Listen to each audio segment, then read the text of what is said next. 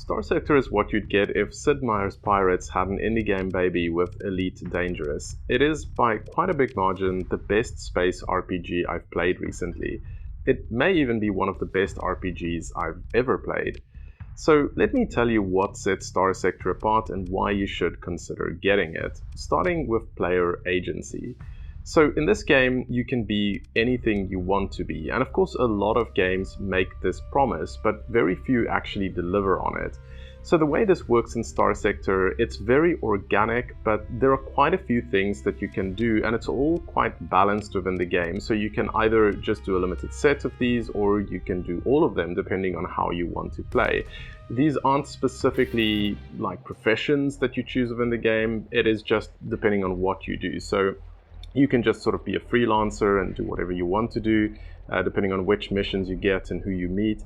You can be a bounty hunter, you can be a scavenger that sort of goes around and looks for places where there may have been wars, and you're just trying to sort of find whatever was left over from derelicts or just sort of metals and stuff that's left lying around after there's been a battle or something. You can be a trader, you can be a smuggler if you specifically want to deal in illicit goods as well, and that has its own set of sort of consequences and ways that you need to set up your ship to basically make sure that you can kind of fly under the radar, as it were. You can be a pirate if you want to and just sort of take out merchant fleets if you want to do that. You can also sort of interact with the pirates in the game if you want to do that. You can be commissioned by factions, so the game does have a number of factions within it, and you have the option of basically kind of signing on with a faction, and that means that they will sort of pay you a monthly, almost like a salary, and you'll also get some additional funding if you take out rival faction ships. Again, this is very similar to how it worked in Sid Meier's Pirates, where you got rewards for basically taking out the enemies of a given country. This also comes with major downsides though. You automatically basically become the enemy of any factions that your faction is at war with. So that's something that you need to sort of very carefully consider. Or you can create your own faction if you want to by colonizing worlds. And this is like a whole nother layer to this game, where you can basically go and set up a colony, or you can set up multiple colonies and then manage those colonies as well. So the game is really deep in that way. And that kind of brings me on to the next point, which is that there are multiple layers of strategy and action within this game. So basically, you can develop your own skills and that of your ship captains. There's managing supplies, fuel, and different types of cargo. You can have relationships with people and factions, as I mentioned. There's managing your fleet and individual ships. So there's really a lot going on in this game, and it's everything from, potentially colony management if you want to do that, to managing your fleets and relationships, to specific individual battles, and there's just so much going on, which again, brings me on to the next point that I want to talk about, which is a great combat system. So there are different weapons, shields, armor, hull mods, and ship systems. If you want, you can spend hours creating the right setups for your ships and your fleet overall. Also, in terms of the combat itself, the controls for the combat work really well. So this game is worth it for the fantastic combat system alone. There's this flux mechanic, which is great, and it remains really interesting throughout the game. So basically what it is it's almost like, you can think about it like heat or something that builds up in your ship. So if you're using your shields and that takes hits from specific types of weapons, or you're firing specific types of weapons, that builds up flux in your ship. And you have like hard flux and soft flux. Soft flux will sort of dissipate over time, whereas hard flux, you have to vent that. And this creates this really interesting sort of cat and mouse game within combat, where sometimes if your flux gets a little bit high, you need to try to get your ship into a safe position and vent the flux and then go back into combat. And this is also where commanding your fleet is really interesting, because you can sort of bring in some of your other ships to protect you while you're venting flux, and then you go back and attack. It is a really, really deep combat system. The combat system is one of the main reasons Star Sector stands head and shoulders above other space RPG games. It really is one of the best things in the game.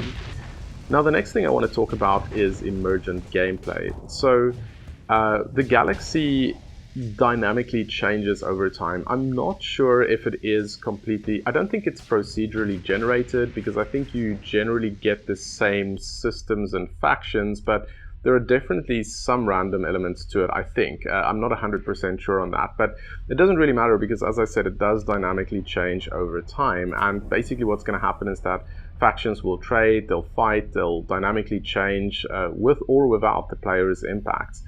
And the availability of goods impacts prices, and the extent to which you supply or disrupt the supply of both legal and illegal goods can have a significant impact on the selling price.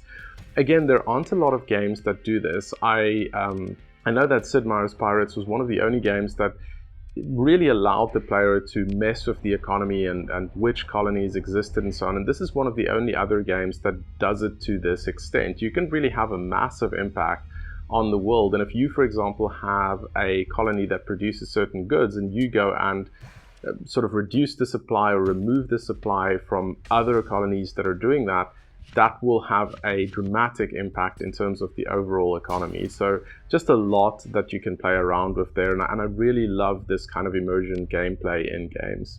Now, moving on, the game does have a really unique approach to difficulty. Now, generally what happens is that most games will have a standard curve where the areas of space that you can access gets progressively more dangerous as you upgrade your ship or character. If you think back to games like Freelancer, that's exactly how that worked. And this works great to balance out the game, but logically it's just not very believable, because you end up in this weird situation where your end game ship could probably take out entire armies in the areas that you started in, but that's not balanced out by anything. You basically just have, again, sort of a small ship that is just ludicrously overpowered versus everything else in the universe. And from sort of a story perspective or a lore perspective, that's just a little bit hard to believe.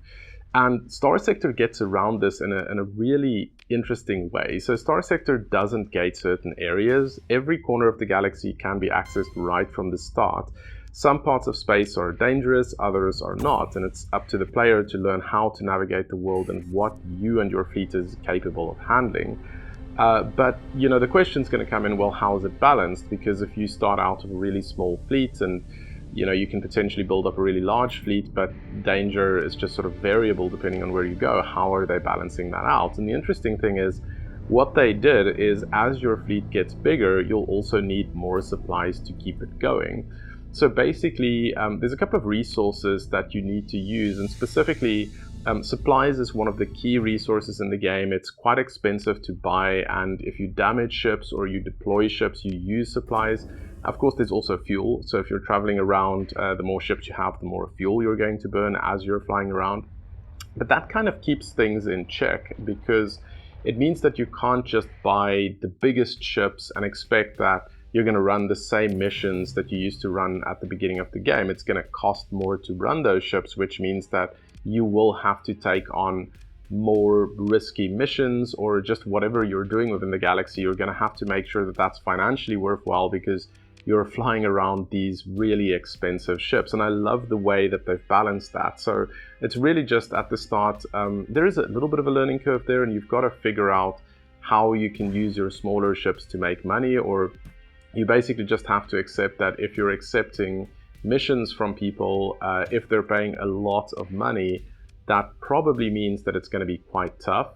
And the same thing applies with, say, for example, bounties. Like if you're taking a bounty, you can actually get a sense of, you can see what the main ships within the fleet is going to be that you're going to have to face. And you're going to have to make a decision on that if your fleet is actually capable of taking that fleet on. So sort of moving on to the next point, which is still related to difficulty, is that this is a game that is easy to learn and definitely hard to master, which again is a great thing. So the tutorials do a great job of easing you into the complexity of the game. There is a ton of depth to this game, but it doesn't immediately ask you to engage with all of it. So one example of this is you can auto-fit ships that you buy or salvage using preset templates. which is really great if you're a new player. But if you're not, you can carefully customize every part of your ship, or you can just start doing that initially as well if you're into that kind of thing. So when you're starting out, what I would recommend is playing on easy and also leaving the Iron Man mode disabled in terms of the difficulty curve. Now, it's interesting because I almost always play games in Iron Man mode if it's available, but this game punishes mistakes even on the easy difficulty setting. And one thing, for example, is that running into a large hostile fleet could mean losing your entire fleet of ships in a single battle. So there's really no shame in reloading in this game. And honestly, I would just say start out on easy, have Iron Man mode disabled until you learn all of the game's systems. And if you feel like you get to a point where it's no longer challenging, then of course you can try Iron Man mode. But yeah, as I said, the punishment here can be quite big.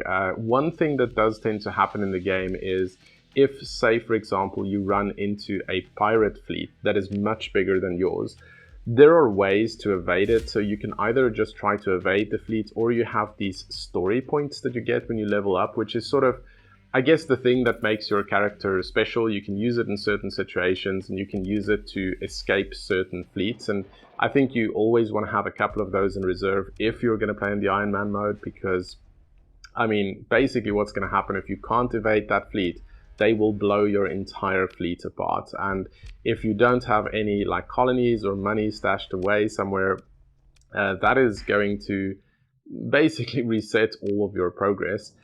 So it's just something to keep in mind. But overall, as I said, I think definitely easy to learn, hard to master, really well handled for an indie game like this. And then moving on to the final point, it respects the player's time. And this is something that's very important to me. And I know it is important to a lot of people out there playing games, because you may have a lot of things going on in your life in terms of work, your family life, or just other things that you need to get to. And I think that most space RPG games require you to invest dozens of hours to make any kind of real progress. This is not the case with Star Sector. You can play Star Sector for dozens of hours, but you don't have to. And I really like that you can get into the game quite quickly, and you can start doing meaningful, interesting things quite quickly. Early on, you can start buying new ships. You can engage with lots of different types of missions. The only thing that I would say takes a while to get to is colonizing worlds. But even if you never do that, the game is still really interesting. And this is one of the things that I love. So if you just want to sit down and play this for a total of 5 hours, it's going to be completely worth it for you. If you're the sort of person that wants to play this for 100 hours, it's still going to be completely worth it, because as I said, the game is really deep, and you'll get into those different levels and lots of different things that you can experiment with in the game as you're playing it more and more. But the best part, aside from all of these points that I've mentioned, this game is incredibly good value. At the time of making this video, Star Sector is sold at just $15, and I think that's crazy, just given how deep this game is, how well polished it is. I know that it is still being developed, but it really feels like a complete game. It's extremely well polished, and there are no bugs that I've encountered. You've got to note that it is not on Steam, so you'll have to buy it directly from the developer's website. But if you're even remotely interested in games like these, buy Star Sector. It is, in my opinion, the best space RPG that is available right now. I'll leave a link in the description below to the developer's website if you'd like to buy the game. And as always, if you like this content and you'd like to see more, do like and subscribe, and I'll see you for the next video.